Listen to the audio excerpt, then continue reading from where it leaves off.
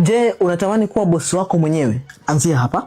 Hii ni kwa wale watu tu ambao wanatamani kuwa mabosi wao mwenyewe. Wewe kama bado unataka kuajiriwa, kuwa chini ya bosi wako, unaweza kaenda. Hapa nataka na watu ambao wanataka kuwa mabosi tu. Ngoja nikupe mbinu ya kuwa bosi wako. Jambo la kwanza, kama unataka kuwa bosi wako mwenyewe, it means kwa muda wote huu ambao unakuzungumza na wewe sio bosi wako mwenyewe. Kuna mtu ambaye ni bosi wako. Na kama umekuwa chini ya mtu ambaye ni bosi wako kwa muda mrefu, kwa maana hiyo it means kuna kitu ambacho umekifanya kwa huyo bosi wako kwa muda huu wote ambacho kimekufanya ukae naye mpaka sasa hivi ukawa chini yake na kufanya kazi kwake. Na hii maana yake ni nini? Maana yake ni kwamba tayari unafahamu juu ya ujuzi fulani au juu ya biashara fulani. Wewe ni mtu sahihi na kuhitaji. Kama wewe huna hivi vyote, just go. Alafu tunamuongeza tu mtu mmoja ambaye ana kiu na shauku. Hayuko chini ya mtu yote, lakini ana kiu na shauku ya kuwa bosi wake mwenyewe. Huyo ndo anabaki. Kama unataka kuwa bosi wako mwenyewe, jambo la kwanza unataka kufanya ni kusajili kampuni yako mwenyewe. Ndio, iko hivi. Kusajili kampuni it's very simple and clear. Short and clear. Wala haina complication kama ambavyo unafikiria. Ukishasajili kampuni yako mwenyewe, utaanza kufanya na kuchukua hatua juu ya jambo ambalo umekuwa ukilifanya kupitia kampuni za watu wengine ama umekuwa ukilifanya chini ya bosi wako, then hapo unakuwa bosi wako mwenyewe